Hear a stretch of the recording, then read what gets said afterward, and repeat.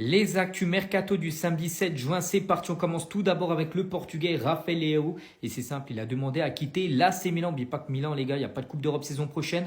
Pas mal de départs pour être envisagé. Leao, Théo Hernandez, Mike Maignan, Reinders qui devrait aller du côté de City. Donc concernant Leao, c'est simple.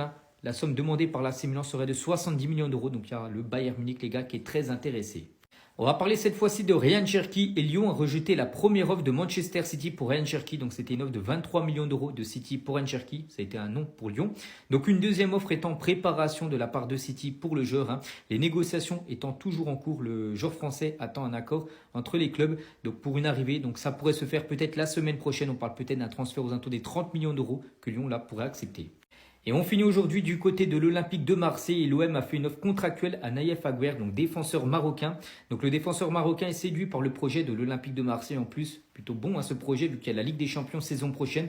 Donc discussion en cours, mais la Real Sociedad et Leverkusen sont également sur le coup. Les actus mercato du samedi 7 juin, c'est parti. On commence tout d'abord avec Chelsea. Ils ont proposé un deal avec le FC Barcelone. Donc en gros, c'est quoi? Donc Chelsea a proposé un échange Christopher Nkunku, Fermin Lopez au FC Barcelone. Donc le Barça, donc Hansi Flick et le président Juan Laporta ont refusé.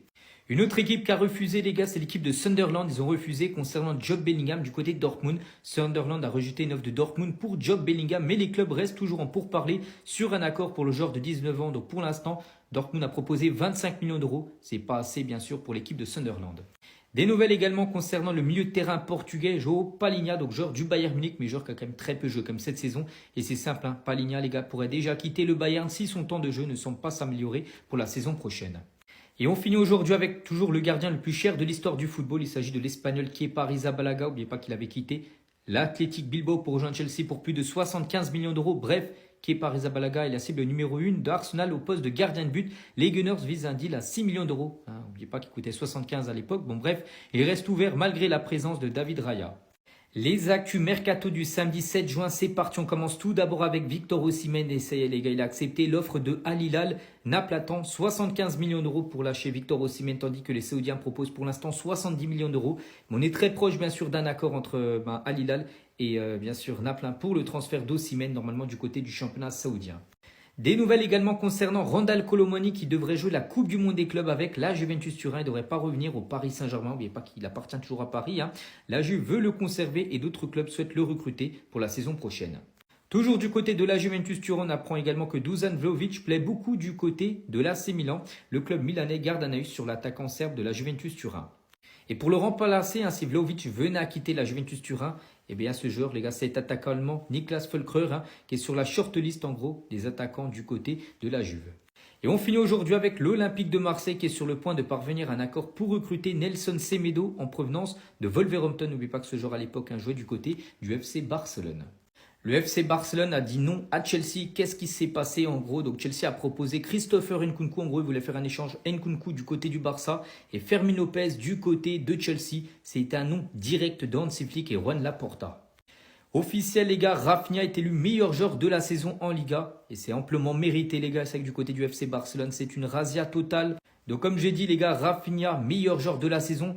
Lamine Yamal, meilleur jeune joueur de la saison de Liga. Et bien sûr, le meilleur coach, c'est bien sûr l'Allemand Hansi Flick. Des nouvelles concernant Marc-André Ter Stegen qui devrait bien partir. Juan Garcia devrait arriver. Donc Hansi Flick a décidé de vendre Ter Stegen parce que le manager est déçu de son attitude après son retour de blessure, donc fin de saison là. Donc l'agent de Ter Stegen avait appelé Deco pour lui dire qu'il était complètement rétabli et lui dire en gros qu'il rejoue. Il lui avait demandé de jouer contre l'Inter Milan, ce que Hansi Flick bien sûr avait refusé parce que Szczęsny était là. Il avait dit que Szczęsny allait gauler bien sûr ces deux matchs contre l'Inter et du coup ça n'avait pas plu à l'agent de Ter Stegen et c'est pour ça que la relation est maintenant très tendue entre Hansi Flick et Ter Stegen. Et on finit les gars avec une petite photo de Lamine Yamal juste avant le match contre l'équipe de France où en plus il a réalisé un gros match en marquant un doublé. Lamine Yamal sans pression en train de dormir. Les gars, concernant le jeune Argentin Franco Mastantuono, ça y est, c'est fait, les gars, c'est confirmé à 100%. Donc, il rejoindra officiellement le Real Madrid début de semaine prochaine. Et à noter, les gars, que son choix était très clair. Mastantuono a lui-même choisi d'aller au Real Madrid au lieu du PSG. Le PSG a fait de son mieux pour le signer, mais son rêve a été clair, bien sûr, le Real Madrid. Et dès que le Real est rentré, bien sûr, dans les discussions pour le faire venir, il a stoppé directement les discussions avec le PSG pour rejoindre, bien sûr, et signer du côté du Real. Encore un titre, hein, bien sûr, pour le Real Madrid. Donc, félicitations. Donc, le Real Madrid a reçu le prix de la réputation d'or décerné par l'Association mondiale du sport. En gros, ce prix récompense le club avec la meilleure réputation au monde. Le nouveau maillot de la saison prochaine vient d'être dévoilé, hein, donc il ressemblera à ça, il va être sublime bien sûr. Hein. Et le Real Madrid aura le badge champion intercontinental hein, sur son maillot domicile, hein, ce badge-là. Donc c'est une compétition qui avait été remportée en décembre dernier. Et on finit également avec le nouveau training de la saison prochaine, magnifique, hein, porté par Carvajal, Mbappé et bien sûr Vini Junior. Donc une note sur 10, les gars, je partirai sur un beau 8 sur 10. Les actus mercato du samedi 7 juin, c'est parti. On commence tout d'abord avec l'Allemand Florian Wirtz. On a l'impression, les gars, que son transfert, ça y est, les gars, il va se faire du côté de Liverpool. Donc Liverpool et Leverkusen touchent au but pour le transfert de Florian Wirtz. Donc un accord complet est proche d'être trouvé après la soumission d'une troisième offre. Ils ont déjà fait 2 offres, ça a été refusé. La troisième devrait être la bonne. Le montant du transfert devrait atteindre les 150 millions d'euros. Il sera certainement le plus gros transfert de cet été. Donc la visite médicale pourra avoir lieu la semaine prochaine concernant Wirtz du côté des Reds de Liverpool.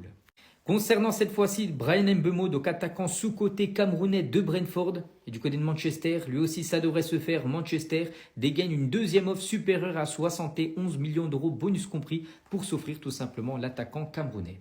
Des nouvelles également concernant Granit Xhaka, donc joueur du Bayer Leverkusen, certainement sur le départ. On peut voir que l'AC Milan, les gars, serait très intéressé par son profil. Et on finit aujourd'hui avec Pep Guardiola. Donc il est en interview et Guardiola a exprimé son désir d'entraîner une équipe internationale lors d'une Coupe du Monde. Donc après Manchester City, certainement il prendra une équipe nationale, le Brésil, l'Espagne, on verra. Mais il aimerait entraîner un pays. Les actus mercato du samedi 7 juin, c'est parti. On commence tout d'abord avec l'Espagnol Nico Williams. On apprend aujourd'hui que c'est la priorité de Chelsea et d'Arsenal. Après, d'après Fabrizio Romano, le joueur est cependant très bien à Bilbao, surtout qu'il va jouer la saison prochaine la Ligue des Champions, donc il peut rester à Bilbao, mais il peut également quitter le club. Des nouvelles également concernant Benjamin Sesko, donc attaquant slovène de l'équipe du RB Leipzig. Ça sent le départ. Et Arsenal avance dans les négociations pour Benjamin Sesko. Donc les discussions se poursuivent avec le joueur et les clubs bien sûr concernés. Aucun accord attendu ce week-end, mais les échanges progressent d'après Fabrizio Romano. Des nouvelles également concernant Donnarumma. N'oubliez pas qu'il est en fin de contrat dans 1 an du côté du PSG. Donc oui, il peut partir du Paris Saint-Germain sur ce mercato. Donc le Bayern Munich, le Real Madrid et l'AC Milan sont tous intéressés par Donnarumma s'il ne parvient pas à conclure un nouveau contrat avec le Paris Saint-Germain. Donc l'Inter Milan et la Juventus Turin prévoient également d'attendre au pire peut-être la fin de son contrat pour le faire venir bien sûr gratuitement. Et on finit les gars avec l'attaquant Anthony Elanga, donc attaquant de l'équipe de Nottingham Forest. Et Newcastle a tenté de recruter Elanga, un joueur de 23 ans. Donc Nottingham Forest n'accepterait que des offres d'environ 60 millions d'euros pour lâcher son attaquant. Les gars, gros coup dur quand même du côté du Paris Saint-Germain. On apprend aujourd'hui qu'Ousmane Dembélé forfait de 2 à 3 semaines. Donc déjà forfait pour le match demain contre l'Allemagne, un match en plus sans enjeu, la petite finale. Mais Dembélé devrait louper le début de la Coupe du Monde des clubs. N'oubliez pas que dans 8 jours, donc dimanche prochain, un match contre l'Atlético Madrid, 21h bien sûr, ce sera la première journée de Coupe du Monde des clubs. Il ne sera pas là, Ousmane Dembélé. C'est quand même le Parisien le plus décisif cette saison. Ça, c'est un gros coup dur pour le PSG au vu de cette compétition. Et en plus d'Ousmane Dembélé, on apprend également le forfait demain pour ce France-Allemagne de Bradley Barcola, également autre Parisien. Donc lui serait blessé au genou. Donc on leur souhaite bien sûr bon rétablissement à ces deux-là, les gars. C'est quand même des gros coups durs bien sûr pour Paris. On félicite maintenant Gonzalo Ramos et sa compagne Margarida qui viennent d'accueillir leur premier enfant, un petit garçon prénommé Bernardo. On va parler cette fois-ci d'Achraf Hakimi. Donc hier, sa sélection, le Maroc s'est imposé 2-0 contre la Tunisie. Et bien évidemment, Hakimi a été buteur. Les gars, regardez ces derniers matchs. Buteur en finale de Ligue des Champions, buteur en finale de Coupe de France, buteur en demi-finale de Ligue des Champions, buteur en quart de finale de Ligue des Champions. Un petit rappel, il joue défenseur droit. Les transferts officiels du samedi 7 juin, c'est parti. On commence tout d'abord avec l'Italien Jorginho. Et c'est officiel, Jorginho quitte Arsenal et la Première Ligue et direction pour lui le championnat brésilien. Direction l'équipe de Flamengo. À noter qu'il arrive libre vu qu'il est en fin de contrat, en fin de saison.